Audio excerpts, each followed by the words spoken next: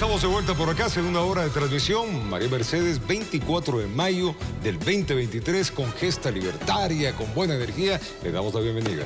¿Qué tal, Robert? Muchísimas gracias, amigos televidentes. También gracias por estar sintonizándonos desde sus hogares. Nosotros listos con toda la información en este importante día.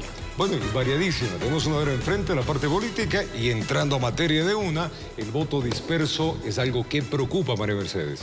De cara a esto, Roberto, a las elecciones presidenciales, una gran cantidad de candidatos podrían generar indecisión en los electores. Bueno, y hay como 10, ¿no? O sea, estamos a pocos días, pero ya hay como 10. Veamos. Los ecuatorianos acudirán a las urnas a elegir a un nuevo presidente de la República y a 137 asambleístas. El tiempo corre y lo que preocupa es que otra vez exista un voto disperso. Con campaña corta, de apenas 8 días, con planes de trabajo que no son planes de gobierno, son solo planes de trabajo para lo que queda en el resto del periodo, ¿sí? Y además, con dispersión, volatilidad y transfugismo político, nos queda como electores ver quién es la persona, qué es lo que propone, si eso es plausible, para hacer un voto.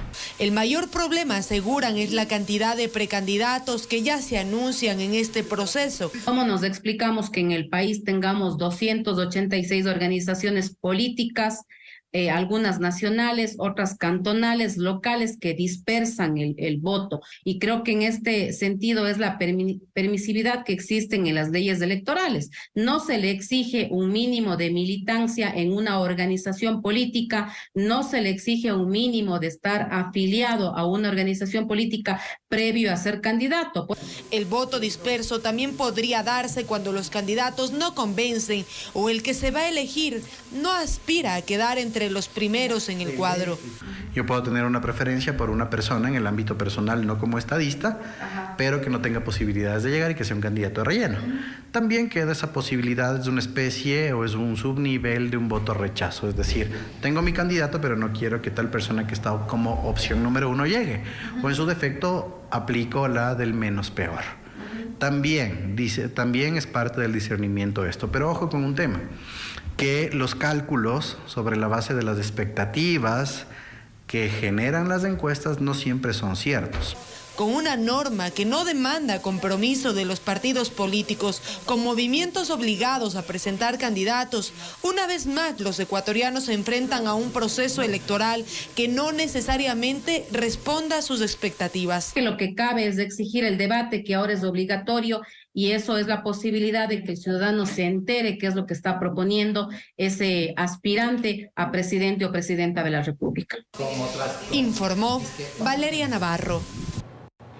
El Pleno del Consejo Nacional Electoral, durante la sesión número 28, en su séptimo punto del orden del día, aprobó la convocatoria a elecciones presidenciales y legislativas 2023.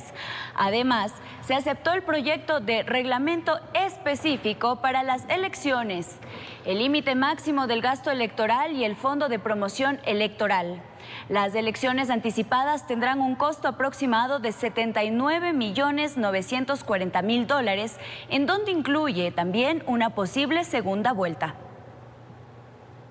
En cumplimiento del mandato constitucional prescrito en el artículo 148 de la Carta Magna y considerando que el proyecto propuesto cumple con los parámetros establecidos en el Código de la Democracia, en el artículo 85 del Código de la Democracia, mi voto a favor. Ecuatorianas y ecuatorianos, hoy este Consejo Nacional Electoral, de manera responsable y en compromiso con nuestra democracia, convoco a unos comicios que, fiel a nuestros principios, garantizará y respetará la voluntad de los mandantes expresado en las urnas. Esta institución cuenta con la experiencia y velará por el desarrollo de cada hito de este proceso electoral. Bueno, y 16 de 85 organizaciones y partidos políticos acudieron al llamado del Consejo Nacional Electoral. Esto como parte del primer Consejo Consultivo, logrando modificaciones en el calendario electoral. Lo que no tuvo acogida fue la paridad de género para el binomio presidencial, por ser elecciones extraordinarias. En medio de besos y abrazos recibió Diana Tamaín, presidenta del Consejo Nacional Electoral CNE, a los representantes de organizaciones y partidos políticos como parte del primer Consejo Consultivo. preparándonos para que al final de la jornada el que gane y el que salga fortalecido sea la democracia. Iniciativa que permitió recoger inquietudes de cara a las elecciones anticipadas. Podemos responder al plazo que nos están imponiendo, pero va a ser al apuro. Y nada al apuro funciona. Es decir, cambiar a los 120 días, esa sería la propuesta. Nosotros estaríamos totalmente como Partido Avanza, yo vengo a hablar como Avanza, no puedo hablar por el resto, pero nosotros estaríamos de acuerdo que se amplíe para hacer bien las cosas. Creo que dentro de los 90 días se puede ampliar el tiempo de campaña. Una campaña oficial de apenas una semana ni en consejo estudiantil. Algún candidato decía que nos han cogido en pijama o estamos despeinados. Es decir, aquí afuera los improvisados. Claro, miren ustedes lo que es para nosotros. 6 días para primarias, 8 días o 7 días para elecciones. Realmente es hartamente complicado para una organización. ¿Un trabajo titánico? Muy titánicos. Ya en el Salón de la Democracia del CNE, tratando de llegar a consensos para recortar el tiempo destinado al Tribunal Contencioso Electoral TSE en el calendario, lo que para Arturo Cabrera, ex titular de ese organismo quien estuvo presente, es imposible. Entonces, es un mito creer que las causas se van a resolver en 3 días. Las causas vienen desde las organizaciones políticas, pasan por las juntas provinciales electorales, 24 juntas que acumulan el trabajo del Consejo Nacional Electoral, que aparentemente siempre ha dicho que va a resolver en 3 días. Sabemos que es humanamente imposible hacerlo. Al final no tomó fuerza el pretender ampliar el plazo para los comicios de 90 a 120 días, pero sí se logró que el proceso de democracia interna ya no solo sea de 7 días, sino 14. Así también, la inscripción de candidaturas se extiende de 7 a 14. Lo que no floreció es la paridad para el binomio presidencial, por ser elecciones extraordinarias, informó Héctor Romero. La paridad de género, violencia política y mayor control en las redes sociales son preocupaciones de quienes integran Voces por la Democracia. Ellos entregaron un comunicado al Consejo Nacional Electoral con la finalidad de ser escuchados. Quienes integran Voces por la Democracia fueron los primeros en arriesgarse y dar oficialmente recomendaciones al Consejo Nacional Electoral CNE para las elecciones anticipadas de presidente y asambleístas y que no se vean empañadas. Que se tome en cuenta el artículo 99 del Código de la Democracia sobre la participación paritaria de hombres y mujeres, el 50% de las listas de cada uno. Tenemos dos. La primera, de violar la ley que está explícitamente que las elecciones subsiguientes, es decir, las que se avecinan, tienen que cumplirse con la paridad. Y segundo, afectar a la participación política de las mujeres, donde la señora Diana Tamain se jacta de estarla promocionando. Pero eso no era para las próximas elecciones, puesto que esto es culminación nada más. No, porque son las subsiguientes y estas son las elecciones que se avecinan y correspondían a esta elección ya aplicar el binomio paritario. Otro tema que les preocupa es del contenido que desde ya se observa en las redes sociales, ante lo cual no pretenden quedarse solo como simples denunciantes. Y comunicamos el inicio de una veeduría social ciudadana porque ha comenzado ya la guerra digital y es una obligación del Consejo Nacional Electoral controlar las redes sociales, las plataformas digitales, que además son plataformas costosas. De empresas que pautan en las redes sociales para generar tendencias, opiniones, construir opinión respecto efectivamente del proceso electoral, sea a favor, sea en contra de uno u otro candidato. Claro, los trolls. También exhortan al CNE tomar correctivos para que no se repita la historia de otros procesos. Han transcurrido muy pocos días desde que se llamó a proceso y ya vemos un maltrato sistemático de violencia política. Esto también debe controlarse y el espacio específico donde se da esta es en las redes sociales. Es del sentir de la sociedad civil que pretende tener mayor participación, informó Héctor Romero. La Corte Constitucional aceptó una solicitud del Consejo Nacional Electoral para que se realice el mismo día las elecciones presidenciales y legislativas anticipadas, como así también la consulta popular sobre la explotación petrolera en el Yasuní. Hay que recordar que esta es promovida por el movimiento Yasunidos. De acuerdo con el calendario electoral elaborado por el CNE, los dos procesos se llevarán a cabo este 20 de agosto. El exministro de Gobierno, Francisco Jiménez, confirmó este martes su desafiliación del movimiento Creo. Además, expuso que se encuentra en proceso de creación en el Consejo Nacional Electoral el movimiento Acción. La propuesta ciudadana estaría en conversaciones con otras organizaciones políticas con el fin de crear una agenda de unidad. Hemos decidido abandonar el movimiento político Creo, pues está claro que sus decisiones y sus acciones nunca estuvieron a la altura de las circunstancias. Y queremos también darle forma a una nueva propuesta ciudadana, la del movimiento Acción Ciudadana Organizada Nacional, Acción, que esperamos se convierta próximamente en una organización política con todas las obligaciones y responsabilidades que eso significa. 7:10 en la mañana, un segundo decreto de ley emitió el presidente de la República. Esta vez la norma que deberá ser aprobada por la Corte Constitucional trata sobre las zonas francas para atraer inversiones. El presidente de la República, Guillermo Lasso, firmó el segundo decreto ley. Se trata de una reforma para la atracción y fomento de inversiones, propuesta que fue enviada hacia el legislativo hace 2 años atrás y que no fue aceptada. El decreto ley trata sobre las zonas especiales de desarrollo económico y zonas francas, que son destinos aduaneros dentro de espacios delimitados para asentar nuevas inversiones. Antes, la iniciativa de las sedes o zonas francas era única y exclusivamente del Estado. Ahora proponemos que sea del sector privado, público o incluso iniciativa mixta. Que tenemos zonas francas multiempresariales, como ustedes las conocen, varias empresas que pueden estar en un parque tecnológico industrial, por ejemplo, pero creamos el concepto que existe en otros países de zona franca uniempresarial. ¿Qué significa esto? Se puede tener, por ejemplo, un edificio que sea una zona franca uniempresarial para poder hacer, por ejemplo, exportación de software.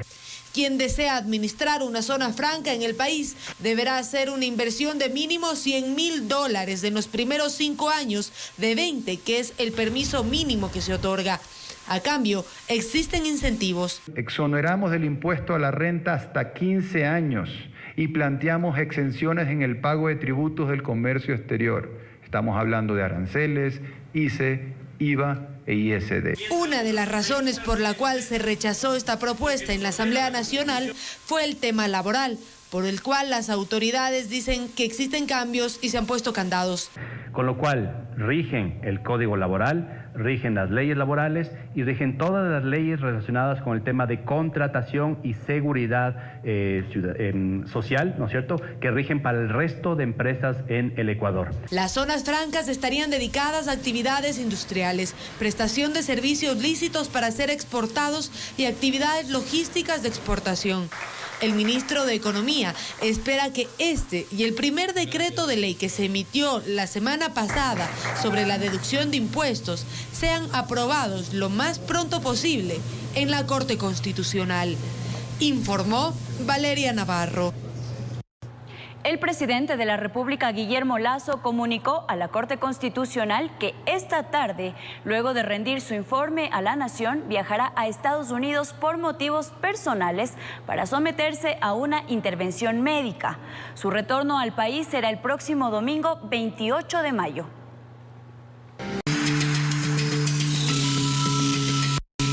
Tenemos más noticias, amigos. Gracias por estar en nuestra sintonía. Les contamos que en los 6 meses que le restan de gestión al gobierno nacional, una de las principales preocupaciones por resolver será el tema de inseguridad.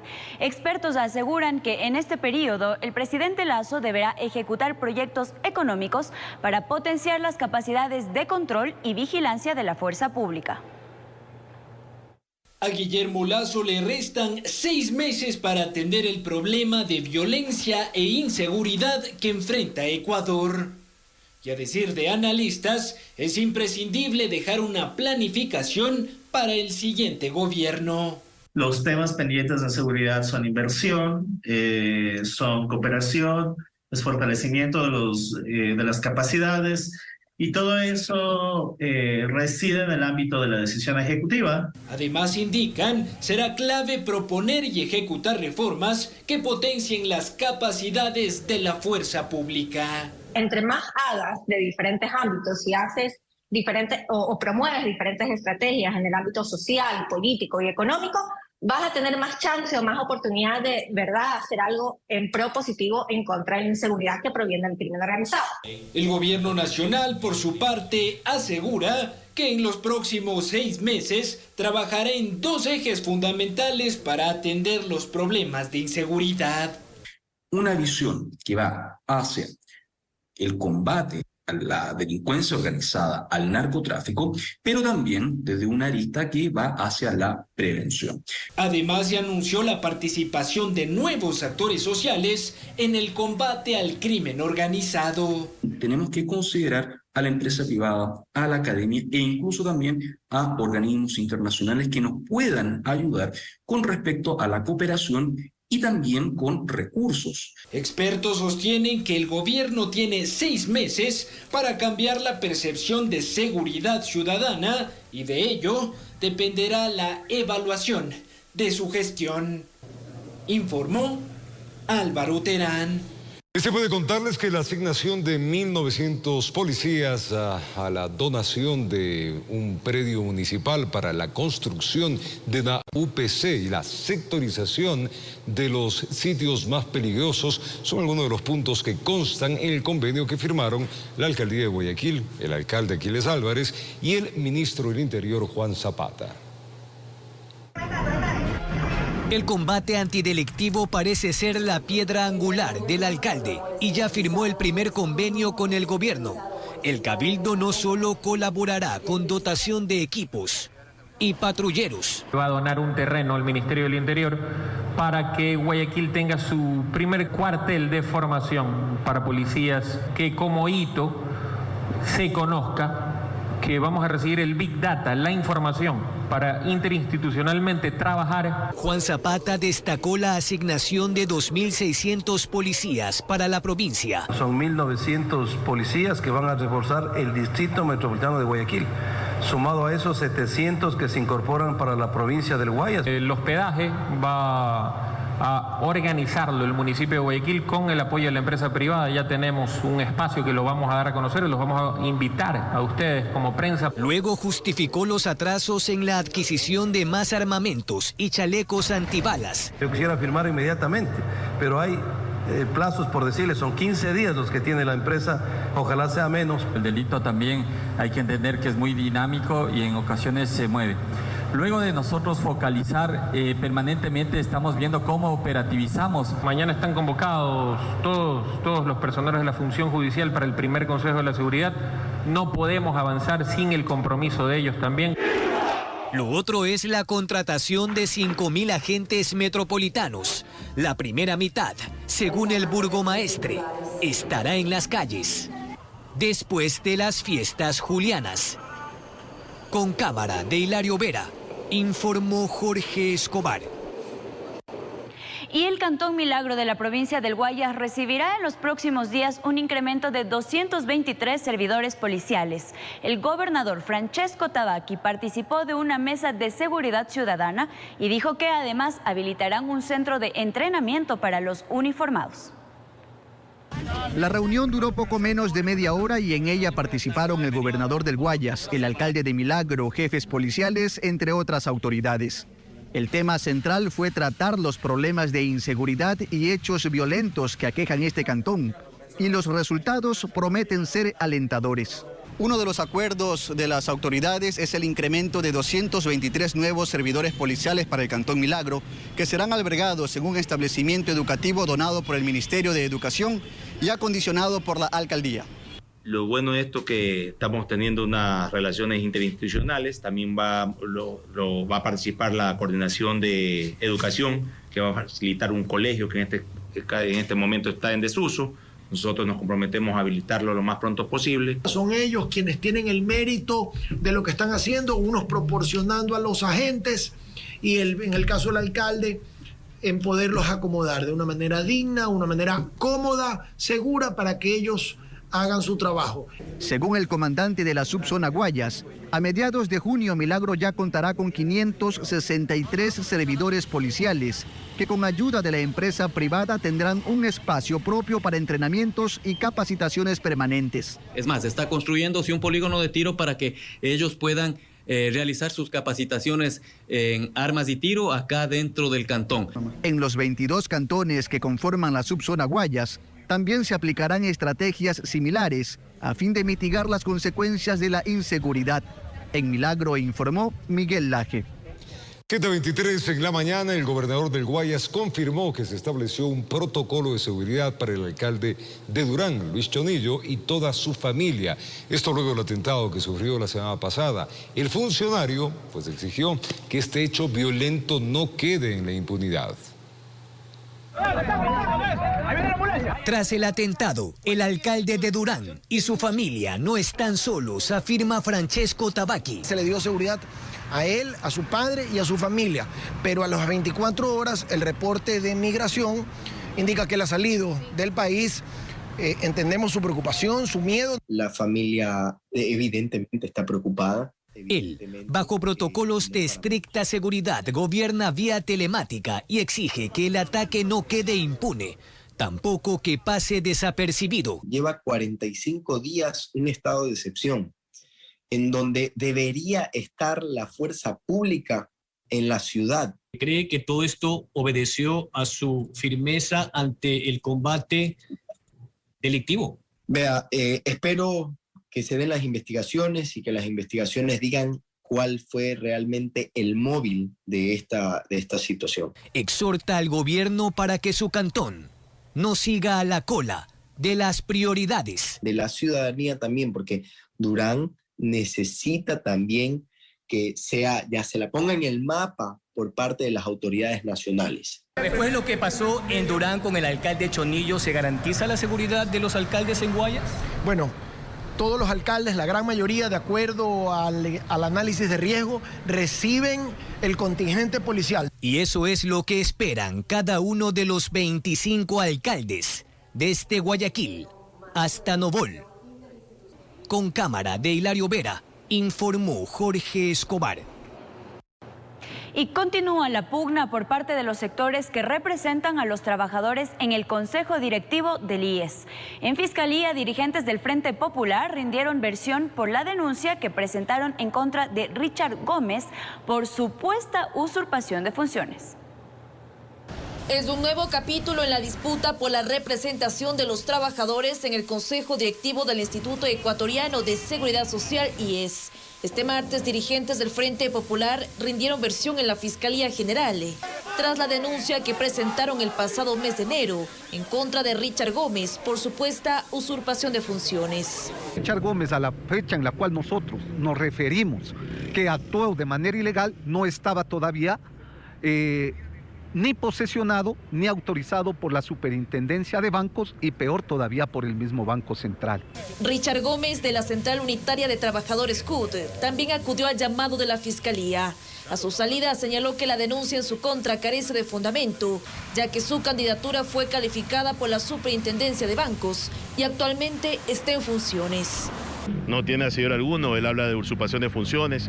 Aquí lo que ha hecho prácticamente el IES y la Superintendencia de Bancos es cumplir con una acción constitucional en primera y ratificada en segunda instancia. Y con eso pues se ha legitimado justamente mi accionar dentro del Consejo Directivo. A los sindicalistas les preocupa el rumbo del IES si se ratifica la vocalía de Gómez. Nos estamos reuniendo para desde ahí defender el Instituto Ecuatoriano de Seguridad Social de las manos de los privatizadores. Por su parte, Gómez aseguró que ya ha presentado 2 propuestas al Consejo Directivo que pretenden mejorar la situación de los afiliados. Descentralizar la compra de medicina del seguro campesino, unos recursos que están pagando en la elección administrativa, pasarlos al Fondo de Salud. Estamos trabajando en 4 proyectos más. Mientras tanto, el Consejo Nacional Electoral tiene listo el calendario para elegir vocales de trabajadores y empleadores del IES. Será el mes de noviembre próximo. En el proceso solo participarán los agremiados. Con esto, tras 10 años, se renuevan los vocales, como lo establece el Decreto Ejecutivo 571. Informó Priscila Cadena. la mañana, 33 minutos, amigos. Gracias por continuar en nuestra sintonía. Les contamos que hay preocupación en Galápagos porque especies silvestres están siendo amenazadas por animales de compañía como perros y gatos. Ya hay denuncias de ataques a iguanas, lobos marinos y aves endémicas. La problemática se habría agudizado tras la pandemia. Son los testimonios de quienes residen en Galápagos. Encontré el día de ayer iguana siendo atacada por un gato callejero. Es un gato y perros salvajes de Isabela, que es un problema muy grande, matando de noche y sacando iguanas bebés de los huecos.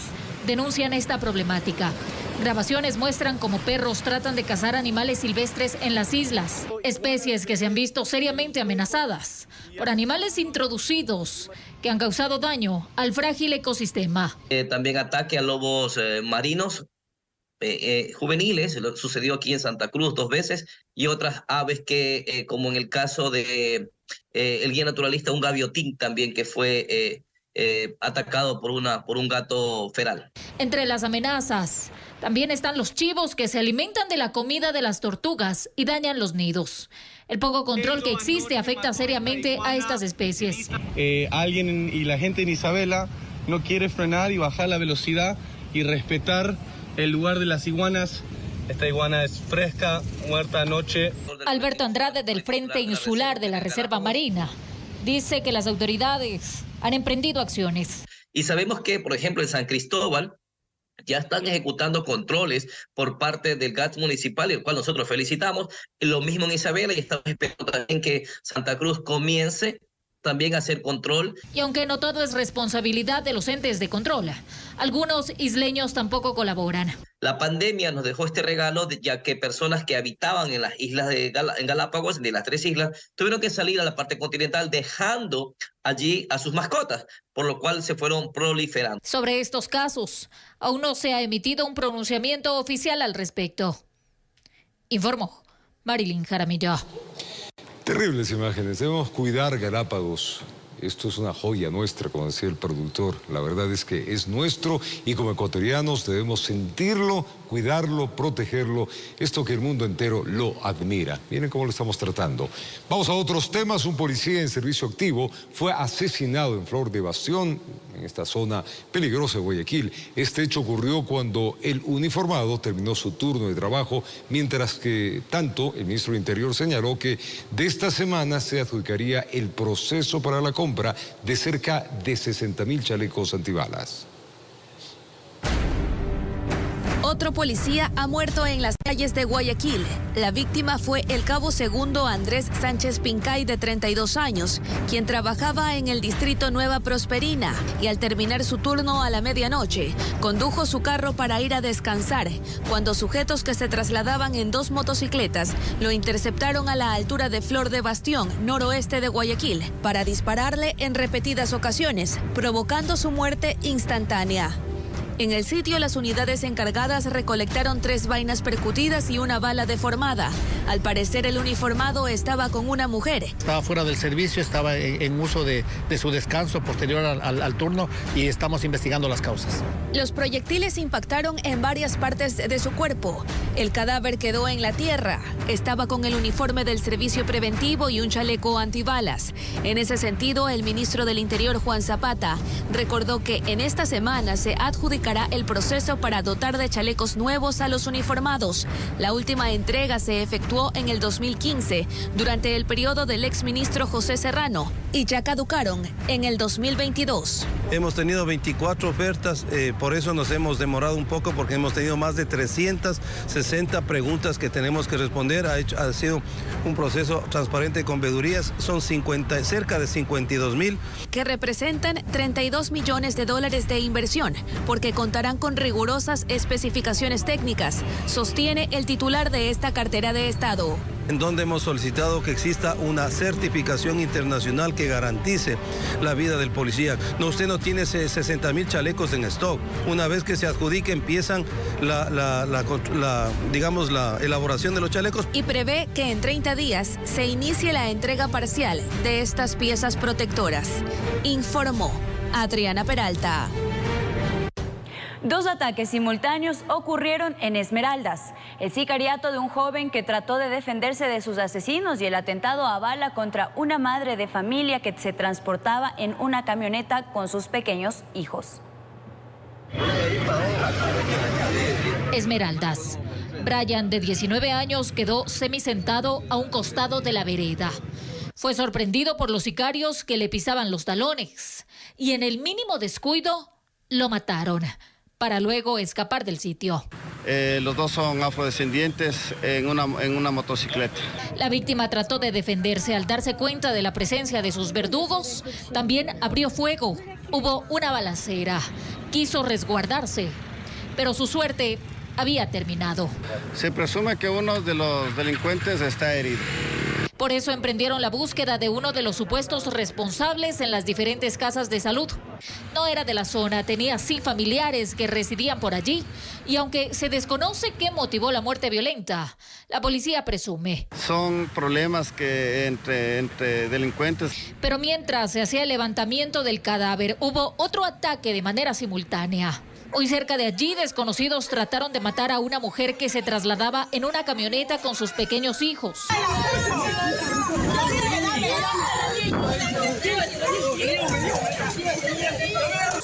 La víctima, quien corrió con mejor suerte, fue llevada a un hospital en medio del hermetismo, de quienes han tenido que ser testigos de los crímenes, en una provincia donde los grupos organizados operan como si estuvieran en casa, informó Marilyn Jaramillo. 2 personas fueron asesinadas, esto bajo la modalidad de sicariato en diferentes sectores del noroeste de Guayaquil. Se informó que se trataría de una retaliación entre integrantes de una misma familia. Miren nomás, le contamos. Varios impactos de bala acabaron con la vida de un hombre de 30 años, conocido como El Gordo, y dejaron además a una mujer herida en una panadería ubicada en el bloque 4 de Flor de Bastión. Al momento del ataque, el ahora fallecido ingresó a un depósito de madera con el fin de huir de sus verdugos, quienes también lograron entrar y lo acribillaron. Ahí donde están esos niños, ya mataron a un señor ahí con carabina. Minutos después, los mismos sicarios a bordo de una motocicleta avanzaron 2 cuadras más y tras ingresar a un domicilio, mataron a un hombre de 44 años. Se informó que el gatillero es el sobrino del fallecido. Se trataría de una retaliación entre integrantes de bandas delictivas contrarias que pertenecen a una misma familia. Muy temprano en la mañana están nuevamente atacándonos a la ciudadanía por parte de estos grupos delincuenciales. Bueno, estas cosas todos los días aquí. Deberían de hacer algo ya por nosotros, ¿verdad? En total, 2 personas murieron y una tercer víctima colateral quedó herida en ambos ataques, registrados en el distrito Nueva Prosperina, donde horas antes fue asesinado un agente de la Policía Nacional. Personal policial investigativo está atento a lo que pasó en las horas de la madrugada, en el tema de la muerte de un compañero policía. Informó Jorge Salazar.